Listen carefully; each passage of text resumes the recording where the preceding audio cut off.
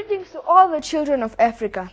On this special day, we mark and remember the uprising that began in Soweto, South Africa 46 years ago, where young people challenged the apartheid laws that did not afford them quality and equal access to education. For this reason, and in their honour, the MBC and the Namibian children dedicate a special bulletin to the Day of the African Child, featuring their stories and wishes for the future. We are coming to you live from NBC's headquarters on Cullinan Street, Windhoek. I am Matthew Ipare. And I am Jason Swart, and we will be with you for the next 20 minutes or so.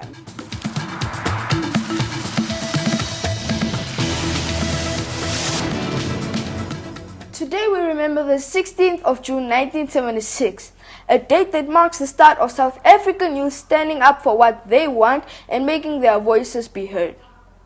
The year marks the historical event of South Africa's Soweto Student Committee that made the world realize that the African child's voice and opinion matter and that their dreams are valid.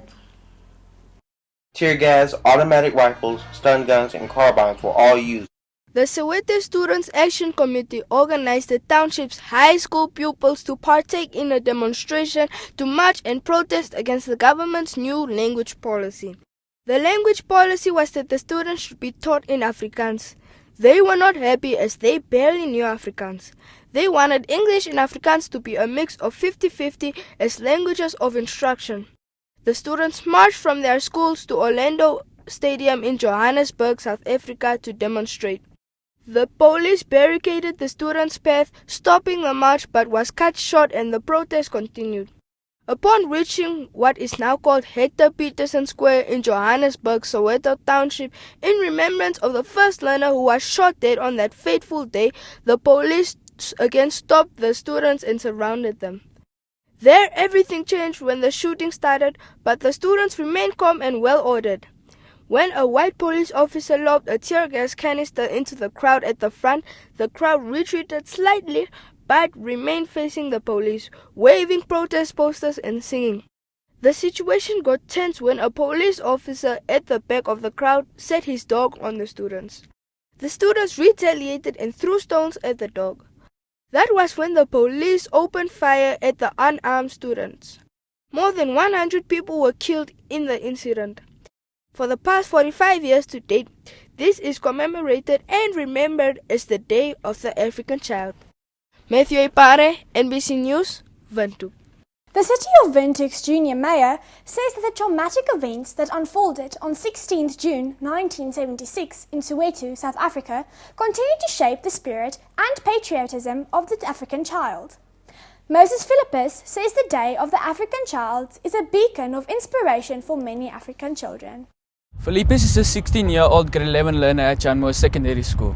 The newly elected Windhoek Junior Mayor aspires to hold 2 degrees in the near future in law and web development. He says the day is a special one and its importance cannot be overemphasized. It's also a day that we should take to reflect on ourselves and as Africans, because the word African and words like black are identity words and they are big. And when you just try to put it into a small bubble of celebration, I think it takes away from it. So I think it's better. I would rather have an African day, a day of the African child, where everyone were to sit down and actually reflect on what happened and what it means to be African and the oppression that we face, than a celebration. Both are equally good, but I would just rather have that one. Philippus further encourages the African child to guard their identity. He says social media influenced the youth, including children, and has swayed many from their African roots and cultural identity. There's been kind of an identity crisis with the African youth, where we take certain cultures or certain behaviors from Western culture, but I still do think that we maintain that African patriotism, because even though we dress differently from how our ancestors used to dress, or we may do certain things differently, the African spirit within us is enough for us to come together as a generation. I mean, if you look at social media, you see a certain unity in today's youth that could be compared to the likes of the unity of our ancestors or our parents and how they used to do things. The capital's junior mayor also spoke about harmful practices faced by African children across the continent. When you open up your social media, you always hear about child labor or child marriages or these gruesome acts that children are still going through throughout the continent that are harming them, or even just basic community problems that children are going through now that might not necessarily be African, but African children are plagued with, like, drugs and alcohol, all those problems that are being faced. Albert Holloway, NBC News, Windhoek. Keetmanshoop Deputy Junior Mayor Nicola Dege has reminded young people to appreciate access to education as they commemorate the Day of the African Child. Dege says the Day of the African Child is a reminder of courage of thousands of students who fought against education injustice and inequality during the apartheid regime. This day recognized the courage of thousands of students who had stepped up and fight for their rights. It's important for this generation to remember their struggles and appreciate our access to education, appreciate our privilege, and to work hard to make the best of the opportunities that we have been granted. The Keetmanshoop Junior Municipality Council believes each one teach one. Support those that are not privileged and make the world a better place, one child at a time. Matthew Ipare, NBC News, Windhoek. Early childhood development is important for the growth of any child. This is where the foundation of any child is laid. Our news team visited some such centres owned by the city of Windhoek. All children are curious and inquiring by nature. Children strive to explore and understand the world around them. For Namibia's future leaders, this is the one place where they have opportunities to discover concepts such as shapes, distance, colors, music, matching, and building. These joyful smiles could be potential teachers, economists, artists, even Namibia's next president. Today, we are at the Early Childhood Development Center in Rocky Crest that caters for the very young, yes, as young as 6 months, with the oldest ones being 6. At this center, 92 future African leaders are being taught various holistic skills that will take them a long way during their growth. Early childhood development is holistic development of the children, which entails the physical, the emotional, cognitive, and then the social aspects of the children. So within all these main developmental domains, we are making sure that the children are developing holistically so that they can be school ready and be prepared for their future. A philosopher once said education starts from the moment one is born, and it is a lifelong process. The 5-year-olds in this class are learning about personal space and space for others.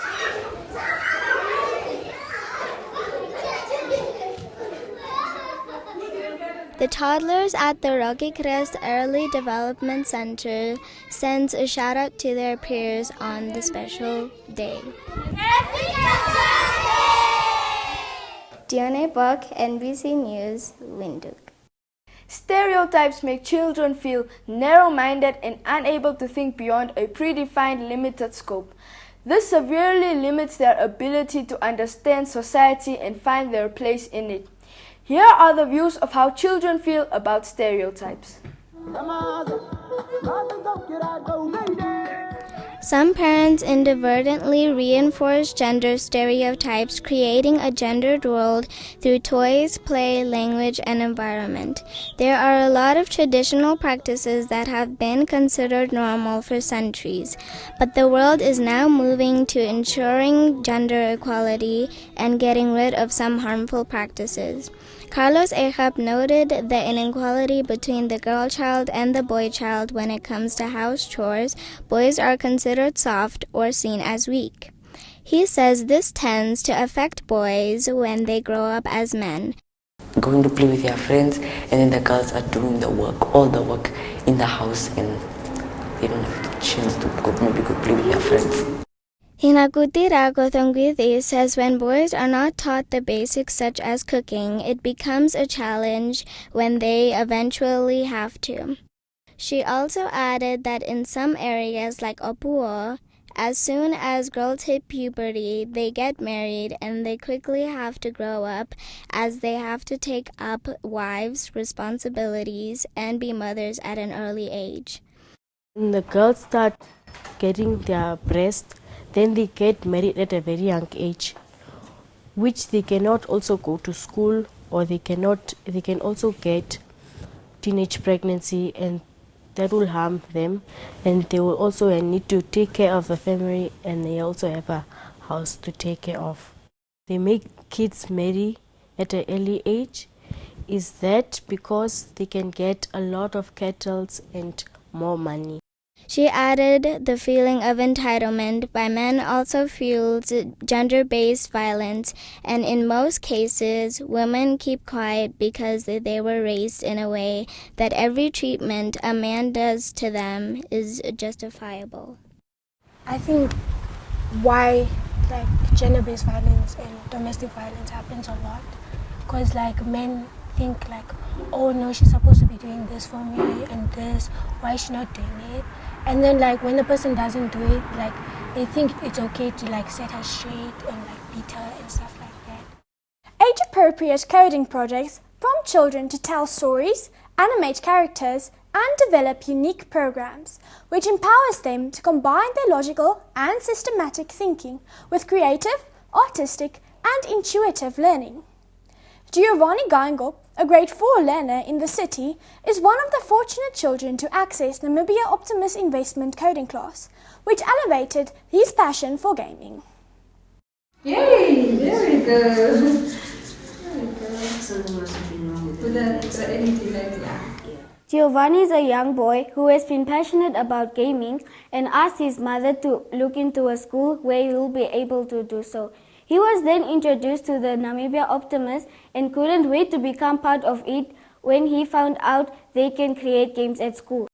The grade 4 learner has so far created 4 games that motivate him to continue doing all things through coding, saying his life changed. Coding is important for future, so kids like me can explore what people then made, like old games, computers, and see how they have grown into what they are today. He says he is capable of installing necessary applications when one has a new computer.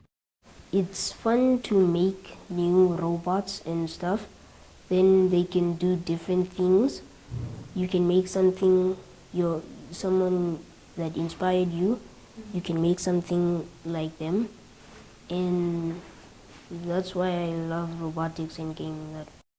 He thinks coding should be put in the government school curriculum in different ways, as not everyone can afford it, and if he had the opportunity, he would create a place like his school that is not only limited to coding.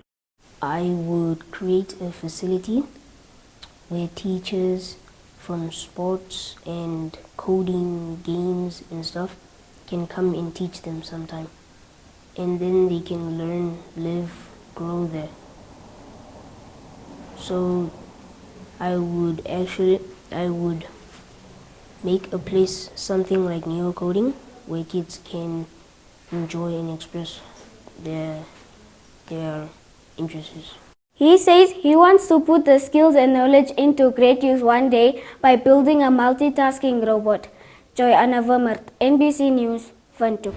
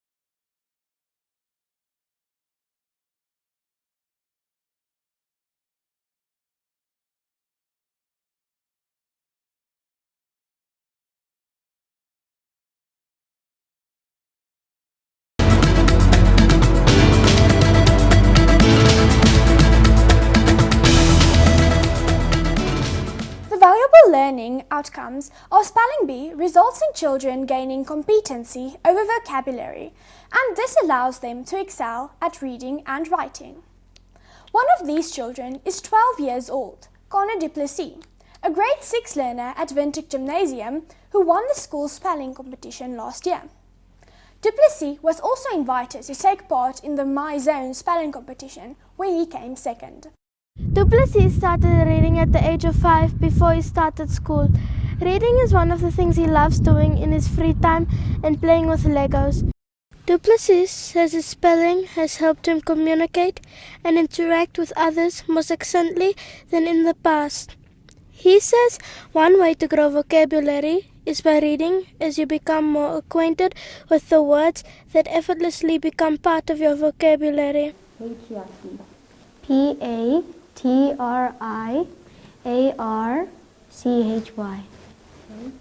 Arachnophobia. Arachnophobia. Arachnophobia.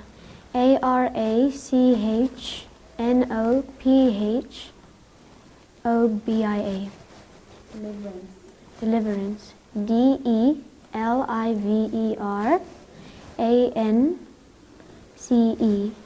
I like to read. I started to read before I even started to do school. I read all types of books. He breaks down the words and learns their meaning, and lastly repeats the words until he knows them.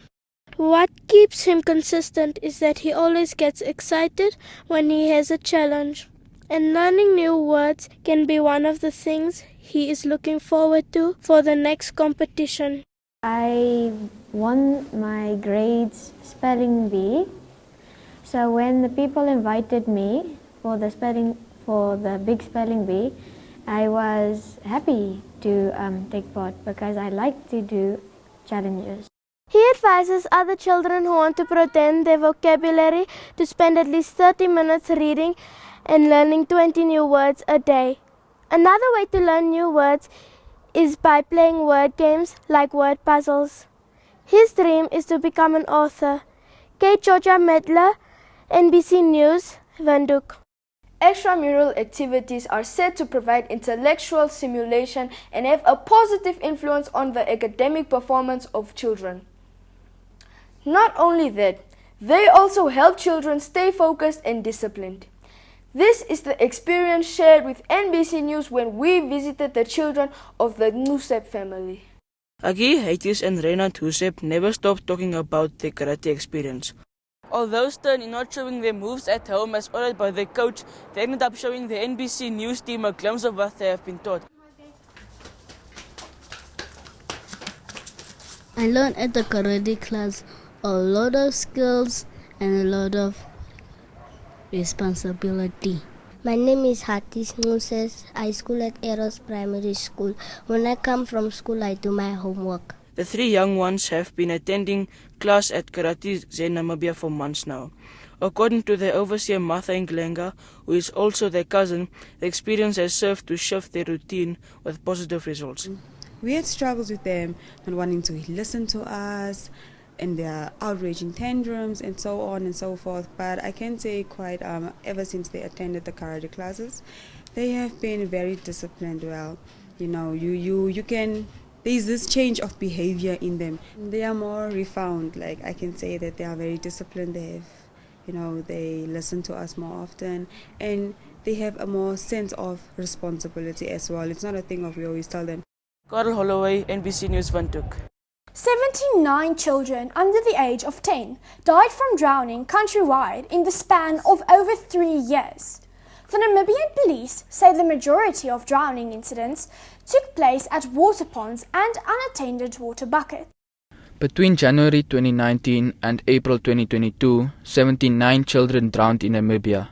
Out of that number, 41 were under the age of 4, while 38 were between the ages of 5 and 10.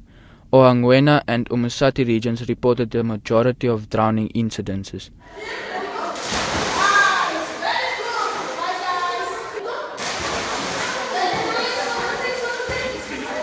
The Namibian police say it is unacceptable for young children to die from drowning. This is because most of the children who died were left unattended by parents or other adults. Nampol says there is a need to develop a national drowning strategy that will focus on training children above the age of 2 how to swim. The policy will also force adults to improve the way they nurture children. This is Kinderland, a swimming school for babies, toddlers and children in Windhoek. It is a vibrant, safe space filled with color and youthful energy. Never leave your child unattended. Even if your child has swim lessons, you never leave your child unattended until they can swim well. Even though not all parents will have the resources for swimming school, Dow says adults should place barriers which will prevent children from accessing pools, wells or dams. She is also advising guardians to learn the skill of resuscitation to save the lives of young children should anything happen. Children who learn how to swim from a young age acquire a lifelong skill. They may have a better chance of surviving a drowning incident.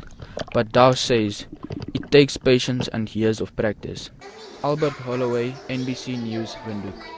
And on to our last story. The Kyokushin Karate School has been a beacon to install confidence in young children who say the school has a great way to discipline them in different areas of their lives. Mary Mafikang joined the school in 2019, citing that she had a poor image of herself.